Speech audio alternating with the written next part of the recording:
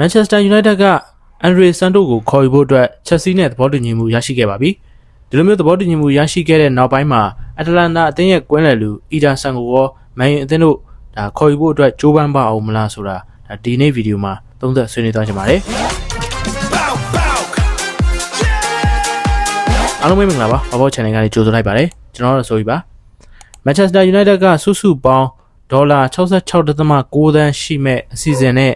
Andre Santos ကိုခေါ်ယူဖို့ Chelsea အသင်းနဲ့သဘောတူညီမှုရရှိသွားခဲ့ပြီလို့သတင်းရင်းမြစ်အများအပြားကဖော်ပြလာကြပါတယ်။ဒီဘတ်စုံသုံးဘရာဇီးကွင်းလယ်လူကပြီးခဲ့တဲ့ရက်ပိုင်းအတွင်းကမှ Man U ရဲ့ဒါအံအားသင့်ပွဲပြစ်မှတ်အဖြစ်ရုတ်တရက်ပေါ်ထွက်လာခဲ့တာပါ။ပထမအသင်းမှာဒါသူ့အနေနဲ့ပုံမှန်ကစားခွင့်ရရှိဖို့ဒါမျှော်လင့်နေတဲ့ Santos ရဲ့ပြတ်သားတဲ့ဆန္ဒပြီးတော့ United ဘက်ကကမ်းလှမ်းလာတဲ့အလားအလာကောင်းတဲ့အဆိုပြုချက်ကိုဒါလက်ခံဖို့ Chelsea ဘက်က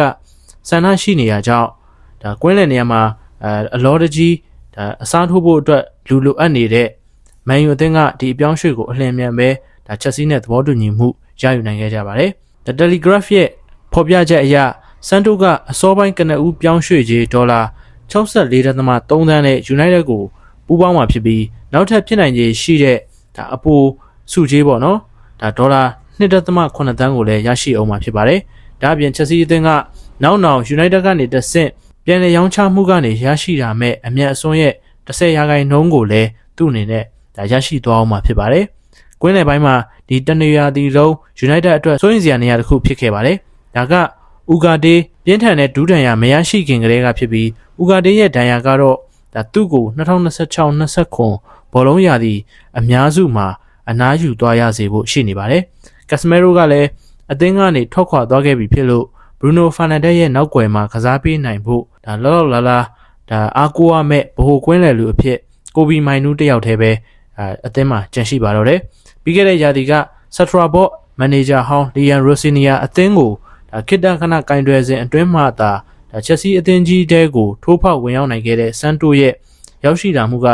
အသင်းအတွက်အထောက်ပံ့တချို့ဖြစ်စေမှာပါ။ဒါပေမဲ့လုံဆောင်ရမယ့်အလုပ်တွေကတော့ဒါ Man U အသင်းနေနဲ့အများကြီးကြန့်ရှိနေပါသေးတယ်။ Andre Santos ကိုခေါ်ယူဖို့သဘောတူညီပြီးတဲ့နောက်မှာ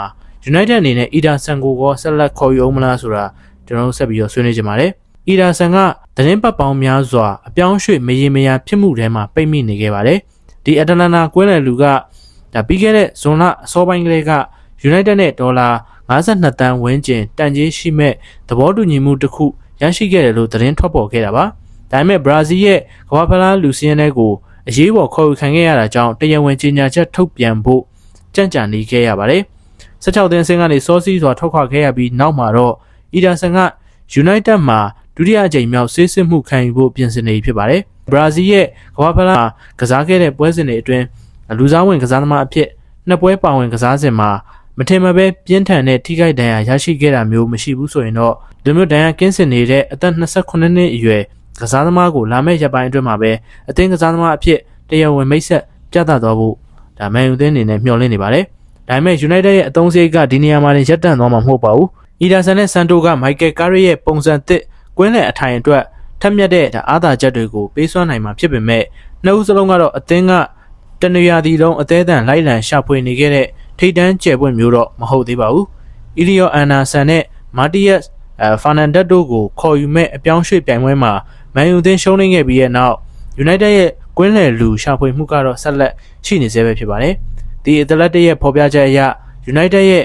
အစောကြီးကတည်းကချမှတ်ထားတဲ့အစီအစဉ်ကတော့ကွင်းလယ်ကစားသမား3ယောက်အထိခေါ်ယူဖြစ်တင်မှုပဲဖြစ်ပါတယ်။ Man U အသင်းအနေနဲ့ဒီကစားသမား Andre Santos ခေါ်ယူပြီးတဲ့နောက်မှာဒါသူတို့အနေနဲ့မရက်တန့်သွားပဲဆက်လက်ပြီးတော့ကစားသမားတွေခေါ်ယူဖို့ရှိပါသေးတယ်။နောက်တစ်ခုကတော့ဒါ Tchouaméni အပေါ်ဒါတန်တရားတွေထွက်ပေါ်လာခြင်းဖြစ်ပါတယ်။ United ရဲ့တတိယမြောက်ကွင်းလယ်လူအသစ်ရှာဖွေမှုကသူတို့ကို Tchouaméni ရဲ့တကားဝစီကိုခေါ်ဆောင်သွားခဲ့တယ်လို့ယူဆရပါတယ်။တကယ်လို့ဒီပြင်သစ်လက်ရွေးစင်က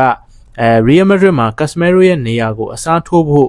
လုံလောက်တဲ့အရေးချင်းရှိခဲ့တယ်ဆိုရင် Old Trafford မှာကောဘာဖြစ်လို့အဲ့ဒီဘရာဇီးကွင်းလယ်လူရဲ့ခြေရာကိုမနှင်းနိုင်ရမှာလဲပေါ့နော်။ဒါအားလုံးရဲ့မေးခွန်းတွေပဲဖြစ်ပါတယ်။ The Telegraph ရဲ့ဖော်ပြချက်အရ United က Tchouaméni ကိုစပိန်မြေပေါ်ကနေခေါ်ထုတ်လာဖို့လိုအပ်မဲ့ပြောင်းရွှေ့ခြင်းပမာဏပေါ်မှာတန်တရားတွေရှိနေကြပါတယ်။ဒီနေရာဒီမှာတင်Man U အသင်းက Man City နဲ့ Spurs တို့ကွင်းလယ်ပိုင်းအားဖြည့်မှုအတွက်သုံးစွဲခဲ့ကြတဲ့ငွေကြေးပမာဏမျိုးကို ပုံစံတူလိုက်လံသုံးဆွဲဖို့စံနှမရှိဘူးဆိုပြီးတော့သက်သေပြခဲ့ပြီးသားဖြစ်ပါတယ်။အသက်26နှစ်အရွယ်ရှိပြီးစာချုပ်သက်တမ်း2နှစ်ကျန်ရှိနေသေးတဲ့ချူအာမန်နီကဈေးပေါပေါနဲ့တော့မန်ယူအသင်းရနိုင်မှာမဟုတ်ပါဘူး။ဒါအပြင်ကစားသမားကိုယ်တိုင်ကပြောင်းရွှေ့ဖို့စိတ်အားထက်သန်မှုမရှိတဲ့ဖြစ်နိုင်ခြေတဲ့ပုံမမြင့်တက်လာနေပါတယ်။ပြီးခဲ့တဲ့ရာသီကိုအသင်းပေါ်ဗေဗာဒီနဲ့လူသိရှင်ကြားအငင်းပွားရန်ဖြစ်မှုနဲ့အတူအဆုံးသတ်ခဲ့ပြီးဗေဗာဒီကအဲ့ဒီနောက်ပိုင်းဆေးရုံတင်ခဲ့ရပါတယ်။အဲ့ဒီနှစ်ဦးတွေကအနည်းဆုံးတစ်ဦးဒါမှမဟုတ်နှစ်ဦးစလုံးအသင်းကနေထွက်ခွာတော့မယ်လို့ထင်မှတ်ခဲ့ကြတာပါ။ဒါပေမဲ့လည်းမော်ရင်ဟိုကိုမန်နေဂျာအသစ်အဖြစ်ခန့်အပ်လိုက်ခြင်းကမန်နေဂျာအသစ်လက်အောက်မှာအသစ်ကပြန်ဆနိုင်မယ်မျှော်လင့်ချက်တွေကိုဖြစ်ပေါ်စေခဲ့ပြီးဒါကြောင့်မို့ပဲချူအာမန်နီအနေနဲ့ဒီအပြောင်းရွှေ့ကိုစဉ်းစားမှာဟုတ်မဟုတ်သတင်းတွေကမေးခွန်းထုတ်လာကြတာဖြစ်ပါတယ်ဘရိုတို့ရောဘယ်လိုမြင်မိပါလဲဒီလိုမျိုးချက်စီအသင်းရဲ့ကွင်းလယ်ကစားသမားအန်ဒရီဆန်တိုကိုခေါ်ယူလိုက်တာကမန်ယူအသင်းအတွက်အကျိုးရှိမလားမရှိဘူးလားဆိုတာဘရိုအနေနဲ့သုံးသပ်ဆွေးနွေးပေးခဲ့ကြပါဦးပြီးတော့နောက်ထပ်ခေါ်ယူမဲ့